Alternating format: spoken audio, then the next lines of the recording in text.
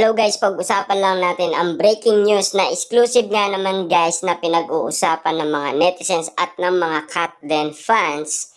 Katden, magjowa ito, grabe, kasweet at kaalaga sa isa't isa. Uling-uli kahit na huli ka. Grabe nga naman kasi guys, ang pag-aalaga nila sa isa't isa. Lalong-lalo na guys, naging matimbang yung nangyari nga naman sa Canada na sila ay nagsushooting nga naman na sinasabi ni Mark at Marvin.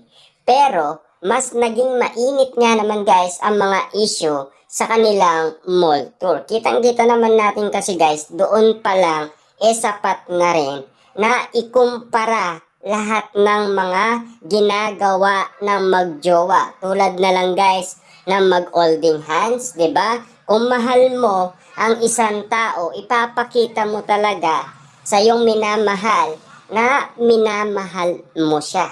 Kita nyo naman guys, no? At laging nakasabit ang kamay ni Catherine Bernardo sa braso ni Alden Richard. Doon pa lang guys, makikita na natin na ang mga gawain na magjowa ay spotted na ginagawa nila. Ano pa ang spotted na ginagawa nila?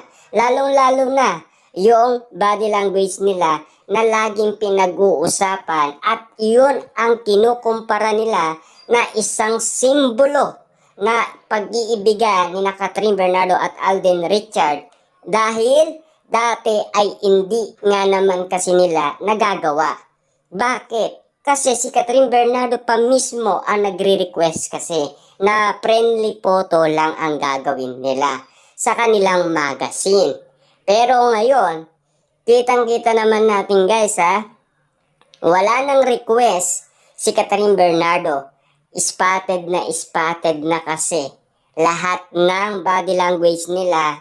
Kung makadikit kasi itong si Catherine Bernardo, para na silang magjowa nga naman.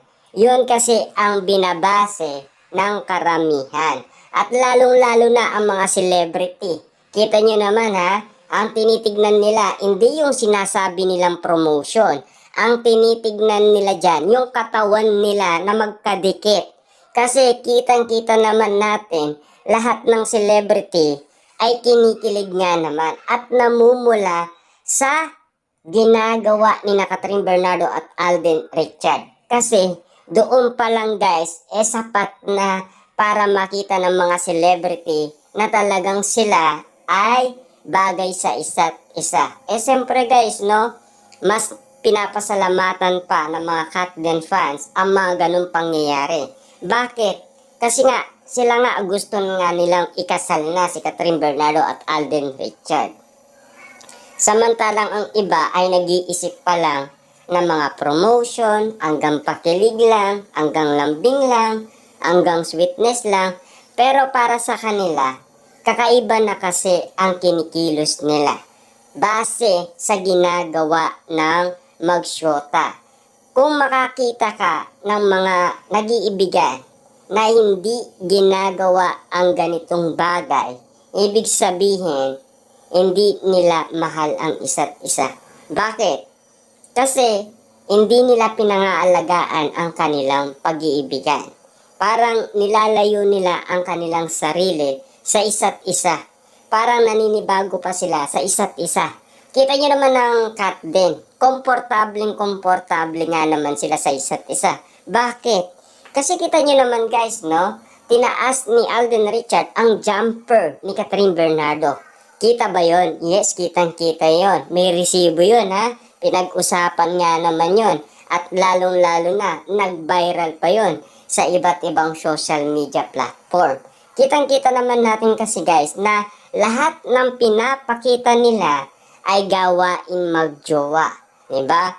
Kasi iba yung gawain mag-best friend sa gawain magjowa. Lahat naman kasi guys ay agree. Kita nyo naman guys lahat ng kababaihan. Nagustuhan lahat ng pinapakita ni Alden Richard. Bakit? Kasi napakalambing nga naman kasi at yun ang tinatarget ng mga kababaihan sa kanilang minamahal. Nagagawin nila para sa kanila. Kasi Yun ang pinaka maalaga para sa mga kababaihan. Para nga naman, ma-inlove sila ng todo sa kanilang minamahal. Eh siyempre, kung pakikiligin ka nga naman niya araw-araw, talagang ang babae talagang kikiligin yan at kikiligin sa'yo. 'Di ba? Walang sawa. 'Di ba? Kahit sobrang tagal nyo na at kung kaya mo pang magpakilig, siyempre napaka-importante yon para sa magkasintahan or mag-asawa. Kita nyo naman, no? Sa lahat ng mag-asawa at sa lahat ng magsyota, lahat yan ay ginagawa, pati yung holding hands. 'Di ba?